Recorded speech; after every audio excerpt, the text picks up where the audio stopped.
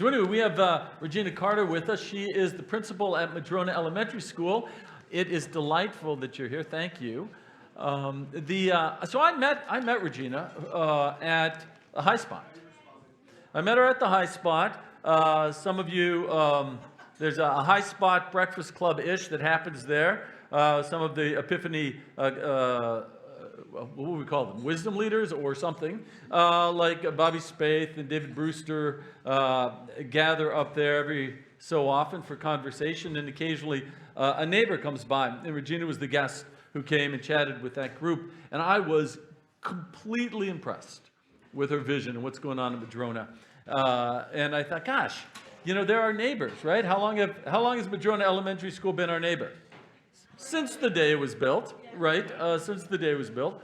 And so part of what we're doing with this whole fall forum conversation is we're talking about co-creation. And we're talking about co-creation with God. We're talking about co-creation with the church. Last week we talked about the big AI and church summit that we held at Epiphany this summer. And we're talking about co-creation with our neighbors, and this is our neighbor.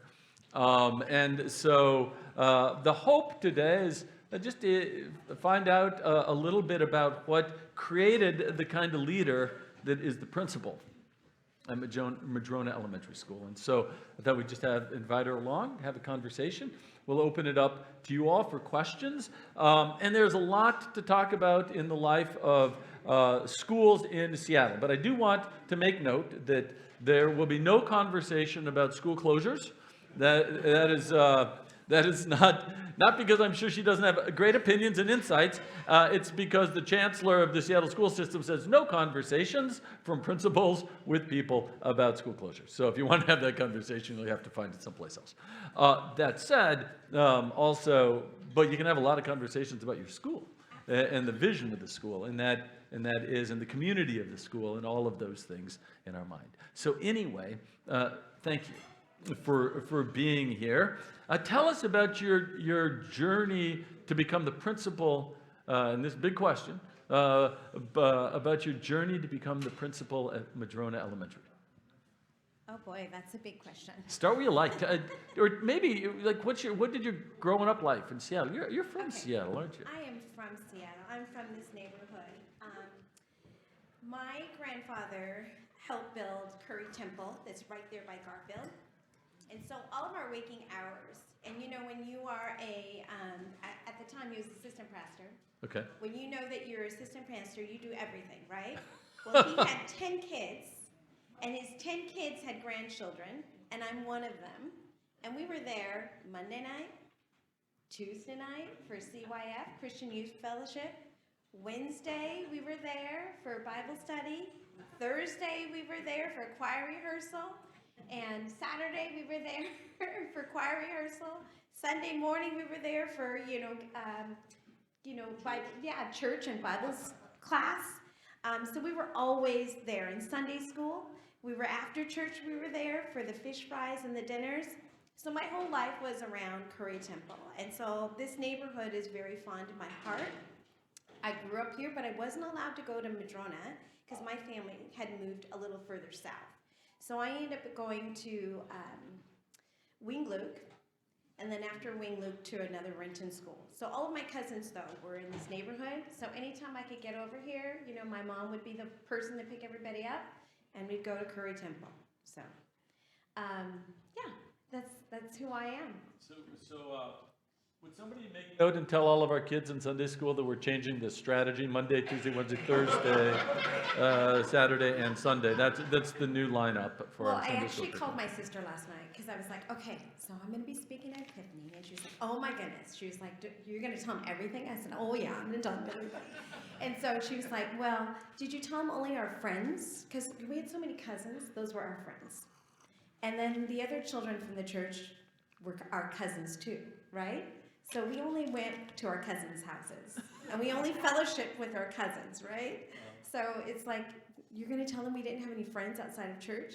We did not. We could go bowling, we could, run track, and we could go to church. So at some point, have you continued on in your Seattle life after? So you went to high school in Renton? I did. Okay. And then what did life look like? Well, I was the first Black homecoming queen of Renton High School. And Right on. I had great grades, so then I got a scholarship to the University of Washington. And Mr. Deschabert, he was really a pivotal point in my life, someone that was really just, I hold him near and dear to my heart because he really pushed me. And I knew I was always going to go to college because that was the plan for me from the time I was young, but he made it happen. And so I got a scholarship to the University of Washington, and then I was over in that area of town, so I was still going to Curry Temple. I got married at Curry Temple. My children were christened at Curry Temple, so that's been my family home. So tell us about the gentleman again, Mr. Deschabert. How did you know him, and how was he in your life? He was like a guidance counselor at our school, and then he left, and he also was a lawyer, and he just like mentored us. And so he was always coming to the school, making sure that we had what we needed, because at the time, Renton School District, I'll say Renton High School, was two different schools. You had your students that were accelerated learners, and you had your students that were not. He made sure that everyone in between got what they needed to. And so, and then also Mr. Brown, who was a counselor there as well, he passed away, I think 2 years after I had left the school. But both of those gentlemen, who happened to go to Curry Temple, No way. yes, were wonderful in the fact that they made sure that we had what we needed, and they were always there. Wow. Yeah. 'Cause that was one of my questions. Is who are your heroes? So it sounds like those are two of them. Those are two of them. Well, it's so funny, but there's a woman here in the audience that when I really needed someone, my mom passed away, and she just wrapped her arms around me, and she made sure that I was well taken care of. She didn't know me from Adam's House Cat. She took care of my lesson plan. She took care of my classroom. She took care of me. And she's right here in the audience. Joan Moline, ladies and gentlemen. So she is one of my heroes because I couldn't have made it through that time without her. And I don't think she knows how important she is. I almost cried when I saw her because even my principal, I just saw Marion Vincent the other day, and we talked about you. And we talked about the people, the caregivers in our community. My kids didn't miss a beat because of her. She did everything that I was doing in my classroom at the time. I didn't miss a beat either because she informed me of what she was doing. So when I came back, it was just like she had never left. So I have a lot of heroes in my life. You are one of them. And I love you. Yes. A lot of the women of the church also were my heroes as well, because nothing got done without them. And because we were there every night of the week, there was always someone in charge, right? We were fed, we were taken care of, we were chastised more than not. We were told how to behave, how to sit, how to talk. We were told how to greet a congregation, which I'm sorry I didn't greet you first, and then greet the congregation, because they would have been very, very upset with that. And just, the sense of community that they built in us. Like, this is your community. So you have an obligation to get an education and then go back and serve your community. And so those were my heroes. Was that always your plan to go back and teach? Be a principal, or? Well, teaching is my second career. Tell us your first. I know about your first, but tell these guys about your I kind of landed first. a job with an international company, and we traded chemicals with different countries. And so I was an international trader for a chemical distributing company. And I did that for 13 years, and I loved it. And the reason why I had to stop doing that is because I had 2 children at home, and I was traveling too much. And so my husband had sent me a picture of our kids on Halloween, and I didn't realize my daughter was so big, and I was so sad.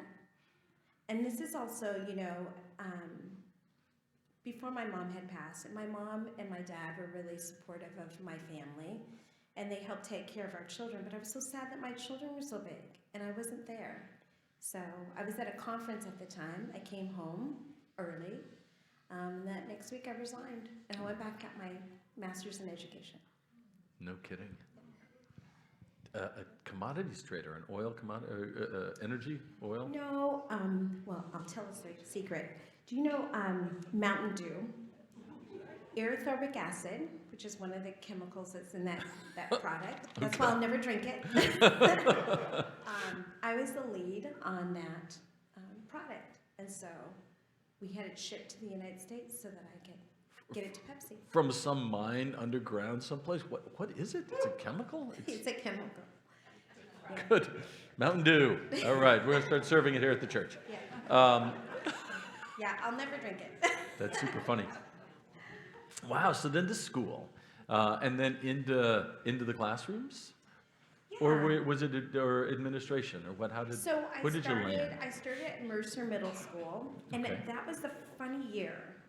It was 2001, and I had wonderful teaching partners, and it was an ELA class.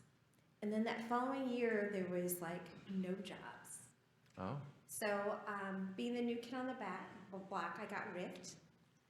There was a reduction force, so I had to look for another job. And the only jobs that were available were kindergarten or first grade classrooms. Uh-huh. So I became a K-1 teacher. And that's how I ended up being at Rainier View. Oh, no kidding. Mm-hmm. And I Wow. was there for 8 years. And then, From there, Rainier View closed. okay, And so I followed our children to Emerson. okay. And I stayed at Emerson for about 5 or 6 years. And then Keisha Scarlett, who was principal at the time at South Shore, she came to a training that I was facilitating, and she was like, I need you to come to my school.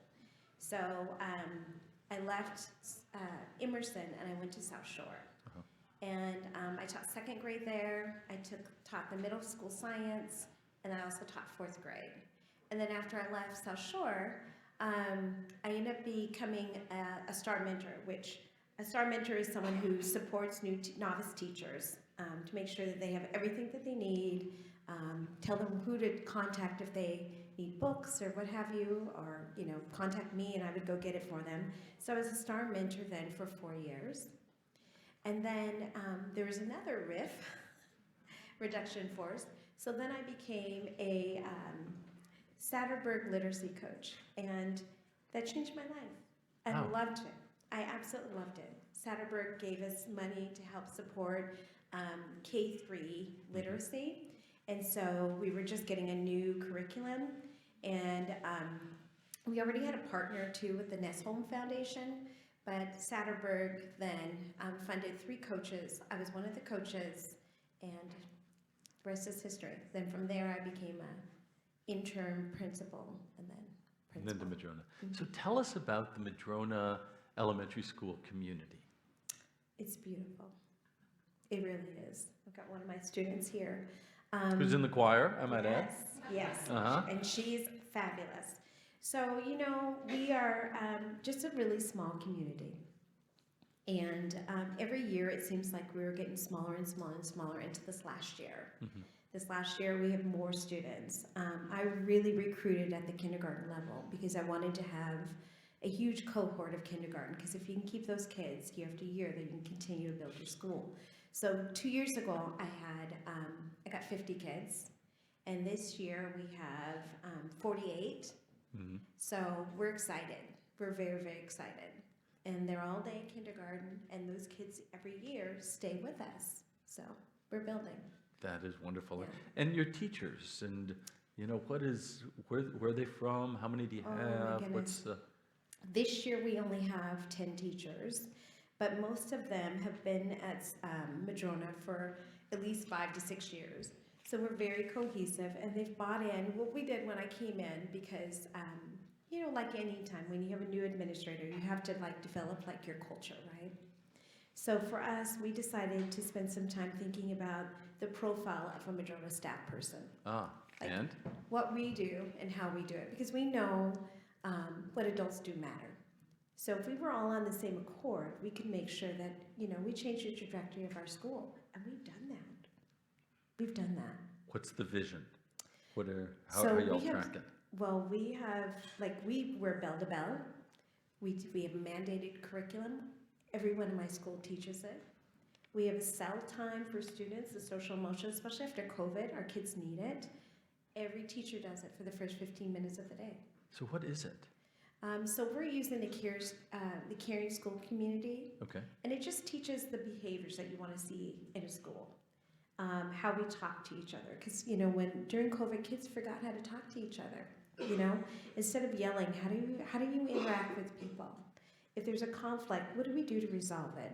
So every classroom has a charter. We as a staff have a charter. We read our charter every day. The kids have developed charters in their classroom. They had to sign them, and that's how we operate. Yeah, going back to basics. Back. Character formation, huh? Yeah. So then what are the challenges that you come up against? Midway through the year, when you get an influx of new kids, Oh. and they haven't been there indoctrinated to the Madrona way, right? So then it's really, really difficult, I think, sometimes trying to pivot and shift and teach them the Madrona way. But then we have fabulous kids, like Rory here, who model the Madrona way and follow the path every day. So Why the influx halfway through? What is... Well, with Madrona, as you know, we have a lot of families that come to us that are McKinney-Vento, meaning they're homeless. Okay. And so, our numbers, when people talk about them, like, oh my gosh, you had 260. Oh, you went down to 240. It's a very transient population. And it depends on where they're being housed as to when they're going to come to school or where they're going to go to school. So with that is a lot of challenges. That is, Yeah. so their homes change, so their schools have to change. Sometimes. They can't hold on to the school. Sometimes. Yeah. We do have the MKV program where we can transport them, from wherever they are in the city to Madrona. But sometimes it's not best for a child to be riding in a car an hour both ways. It's Right. just not. So we have to make the best decision for the children that we're serving. Wow, that's a thing, huh? Yeah, it's a thing. That's well, what so the thing, we think about kids a lot here. And one of the things that's sort of been on my mind, we had a big conference this summer on artificial intelligence in the church and theology and whatnot with a bunch of denominations. And I wonder, how's artificial intelligence going to change how you teach kids? We dealt with that a little bit, especially in the 4th and 5th grade level. Some kids are very savvy. Some kids know that, I've got a report. You're already there, huh? You're already there. We're 4th and already 5th grade. So Holy we're having cow. some conversations about, artificial intelligence is good for some things, but you have to develop your mind and your spirit around, your writing style. And you got to learn, you got to practice. You cannot just take it off the internet. So kids have now processes like graphic organizers that they need to fill out. So it's not that they can't just print out a report like they tried to do at the end of last year. So we just changed the way we do it. Again, I said what we do as adults matter. So modeling every day, asking them to do a part every day and turn it in. By hand? Do they write by hand? Oh, they have computers, or they type. They can type, or they can do it by the hand. Yeah. Most kids, the graphic organizers, they have to do it by hand. But when they start doing their first draft, their second draft, it is on the computer.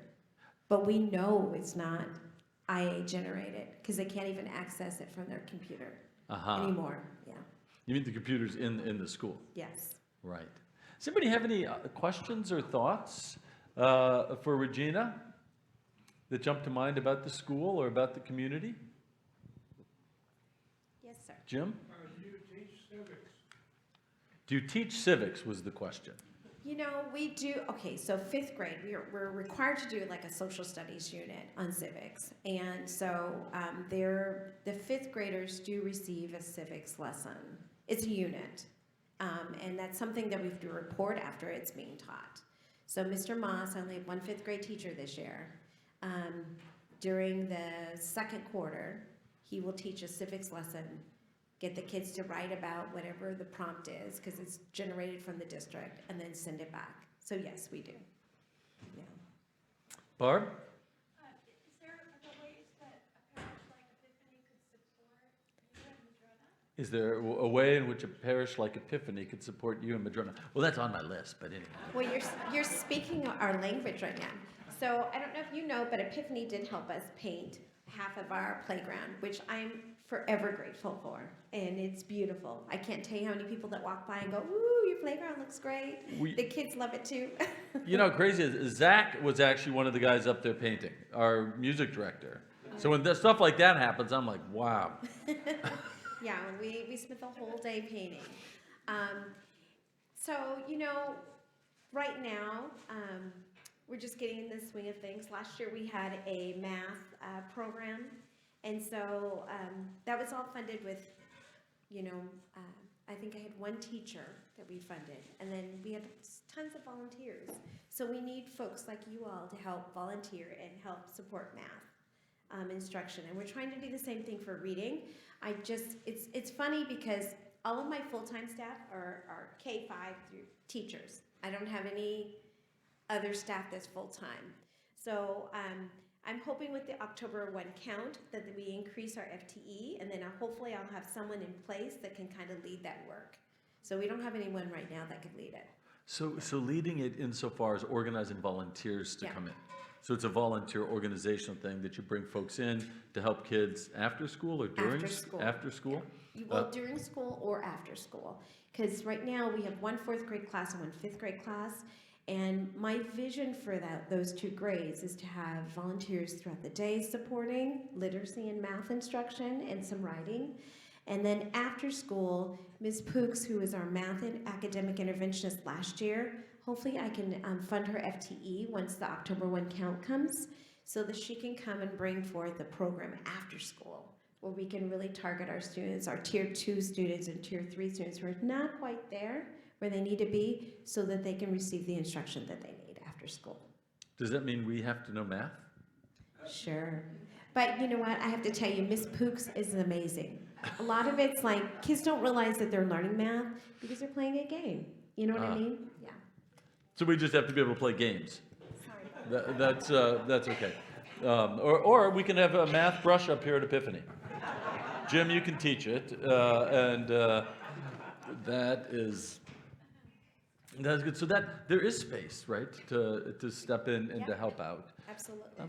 What other, Barbie? Did you say you're 5, K through 5? Yes. K through 5. No, it used to be K through 8, right? Go to a middle school? Yes. They go to middle school after that. Yeah. When did it change, and what was the thinking about I that? don't know the year. Do you remember the year? No, I don't remember the year, but I don't think it was ever really a good idea to make it. It just, from the beginning, Yeah. it was doomed, I felt. So Margie Cates was also the principal of Madrona Elementary School. So we have, a while ago. So If I could just say, I think it's terrible because with K-8s, they're very, very hard to fund. And kids need electives. And so with a K-8, you have to also pay elective teachers. And Madrona always seems to be, and you can correct me if I'm wrong, one of those schools that is not funded correctly. And so it's a challenge to bring on folks to teach electives if you need someone to teach 4th or 5th grade. Because right now, my 4th grade class, I have 32 students in the class. It's Wow. too many kids. And then for 5th grade, I have 28 and counting. I mean, it seems like every day we get a new child. We had, and actually they both were at 34 on the first day of school. And then kids leave, you know. Yeah. So, you know, as the year continues, I'm really worried about those 2 classrooms. But we won't get another teacher unless we're above the threshold for 2 teachers. Right now, we're like doing everything we can. We're busting out of the seams in those classrooms. They both have the biggest classes in the school and the biggest classrooms. No IAs. Wow. It's just them. So hence the need for volunteers, if There you you can have go. them. There you go. Right on. Steve? You have more classrooms. If you had more teachers, do you have more classrooms? Madrona is huge. Oh, the, Yeah, it's huge. So remember, there was middle school that used to be. So right now, I probably have 4 additional classrooms that I Wow. could, yeah, So you could have smaller classes if you had more teachers. absolutely. well, s- Where I'm coming from, it costs you $36,000 to $38,000 a year to go to Epiphany. It's free there. What do you have that they don't have, and what do they have that you don't have? And why am I not saying, well, I'll spend my $3,000 or $4,000 a year, go to Madrona, and have you utilize that money to, Well, you know, I don't know, just. I'm all about small discrepancy is schools. incredible. Yeah, Yeah. I'm all about small schools. I'm about neighborhood schools. So it's not necessarily what we have and you folks don't have, or Yeah. what you all have and we don't have. It's about family preference. And I'm saying that because my sister and her children go to their neighborhood school, which is a church, uh-huh. and her kids are thriving. So it's based on what your family needs. And so, and I think that's where we're all stronger together, actually. If we think about, like, what do families need? What does this child need? What's the best placement for this child? It's not which school is better and which one's worse. It's about where's the best fit for the child. So we haven't been associated with Epiphany School since 1973. When did we break off with Sub? So we're neighbors with them, but we're not affiliated particularly. Though a lot of folks have affiliation, like Steve and others. And so it's so that's a little bit, I think, where the question lies. Because another question is there a booster club or something like that at Madrona? That tell us about We have a that. strong parent association. It's parent-teacher student association. And they're amazing. They do a luncheon for us once a month. They fundraise for us. They funded our TIPS tutors. So we do have 2 tutors, one for math and one for reading, but they're part-time. And so we're trying to figure out a way to have additional full-time folks, because you can't run a program with just 10 full-time staff and everybody else is part-time, coming and going. It makes it really difficult to, like, have a consistent program in place, especially for our kiddos who are struggling to read, struggling to understand the math problems that they have to unpack on the SBA. So our PTSA funded those TIPS tutors to support some of the classrooms, especially at our kindergarten level, because both kindergarten classrooms have 25 students each. Wow. So, and it's just one teacher in the classroom. Wow. So it's really difficult at the very beginning of the year, so I have them supporting kindergarten. What does a TIPS tutor cost? What is the? 20,000. Okay. So we purchased 2, and then I wrote a grant for 10,000, and so and I have some discretionary funds. So we're trying to hire one more person just to Good. kind of support that 4th and 5th grade Yeah. area. Yeah, I think I talked to you about that. Uh-huh. Yeah. Laura? This might be a dumb question. Can anybody join the PTA? Absolutely. Can anybody join the PTA? Yeah, Was Laura's You question. can. So if you go online, it says madronaptsa.org, and you can sign up. You can attend the meetings. Usually every meeting, the first 15 to 20 minutes is the State of the Union, and I share, where we're at in hiring, our growth of our school, any needs that we have, any celebrations. I do that all during that time. And then the floor is open and folks ask questions.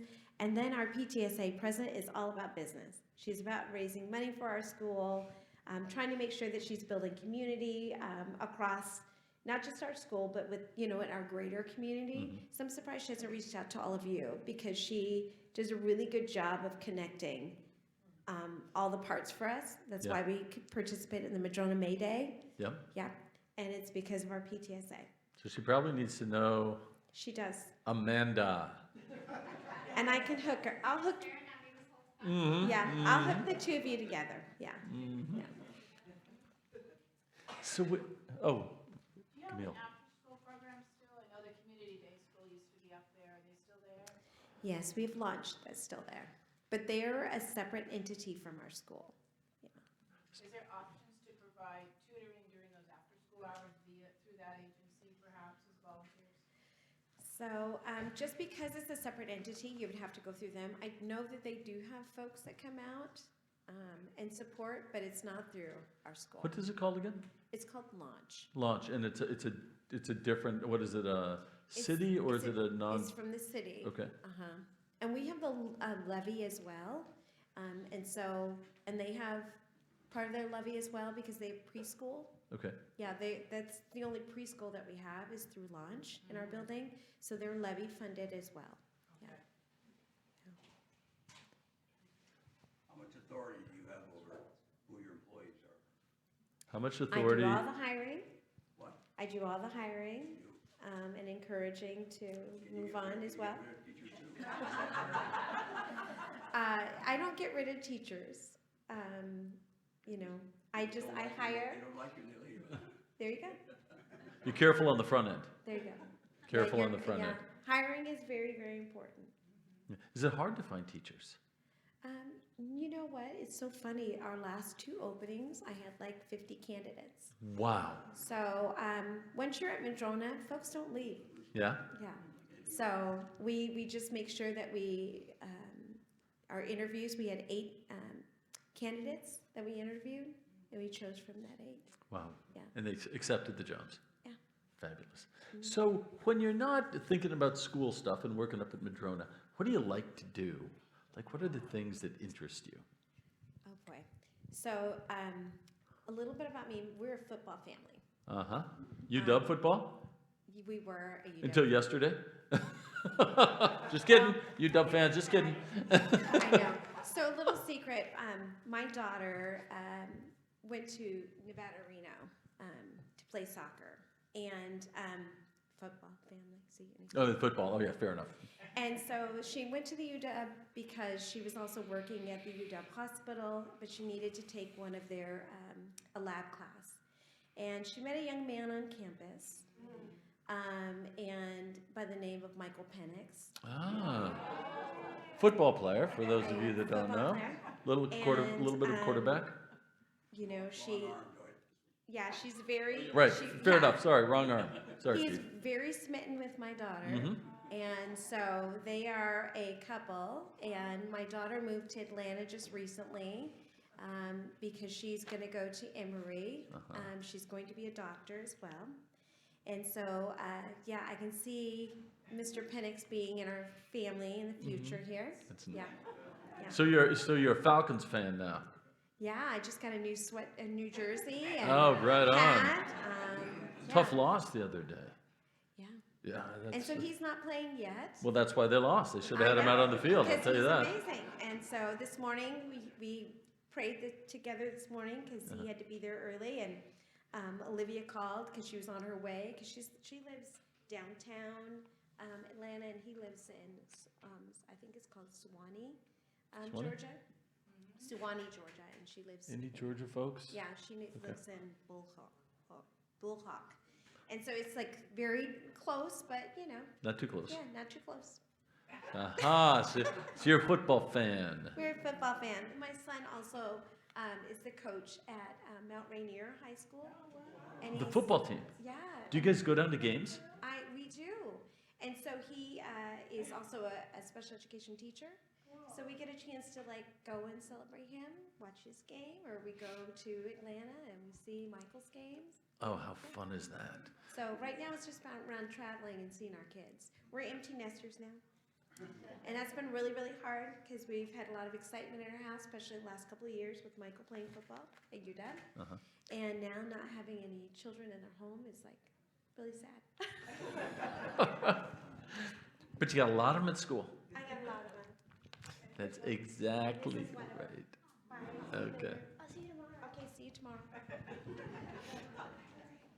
Other questions for Regina about her life, her work, her vision? I never really touched on my vision for Madrona. Let's hear it. So Madrona, our scores were really, really low when I first came to Madrona, and our school was not aesthetically pleasing to the eye. And so my first and foremost was cleaning the school, making sure that kids felt comfortable in their space, making sure our teachers had what they needed. So this is year 4 for me. We've done that. So going forward, I need to make sure that our scores go up.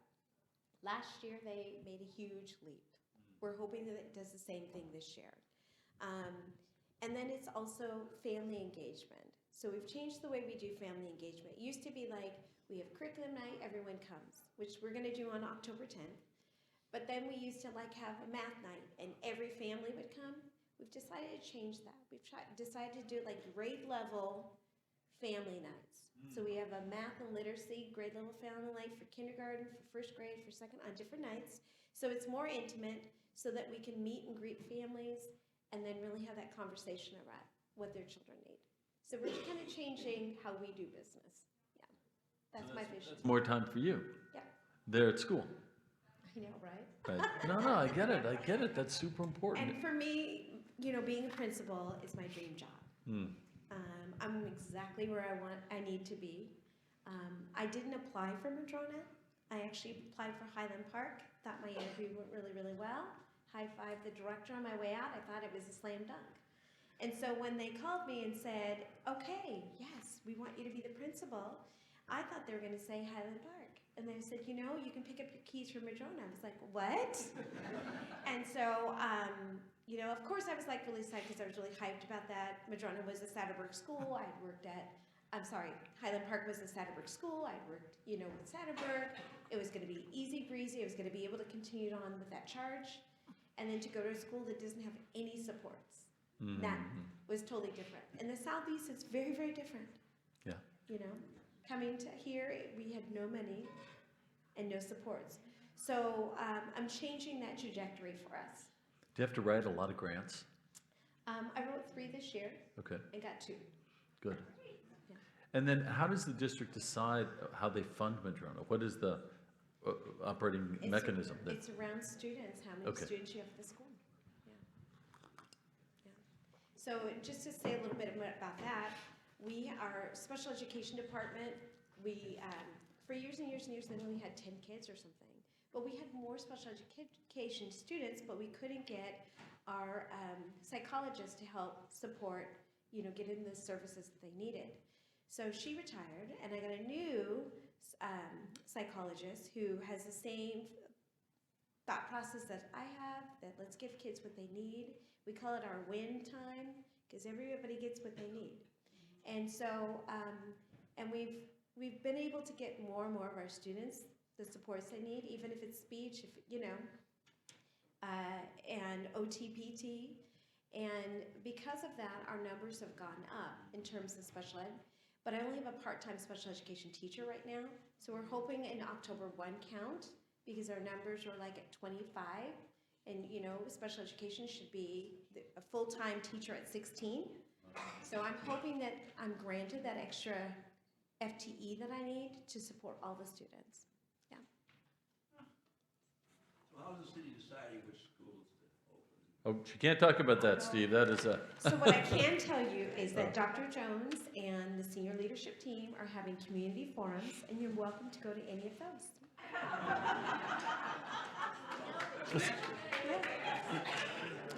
And we should, but so this is so impressive, and you're doing such good work, and we're glad to be your neighbor. And we hope to get to know you better, and the school, and just the blessing of being a neighborhood church with a neighborhood school.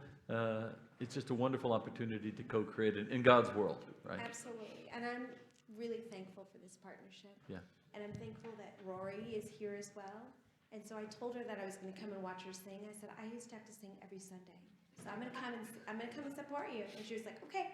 So, and I understand there's more students too from Madrona that go here. So you'll see my face, and I usually come with my posse, but nobody could come with me today. Yeah. I know my PE teacher, I was going to try to tap into UNC because he needs a church home. Oh, fabulous! Great. I know. So I want you to talk to him. You Anyway, said. so there's a connection here, and I want to make sure that we keep it. And you all are welcome to come to Madrona. I just need you to, if you want to volunteer, I have to have you go through the proper channels. But let's make this. Madrona's a great community, and we need you. We really do. Here. Yeah. day. Thank you, Regina.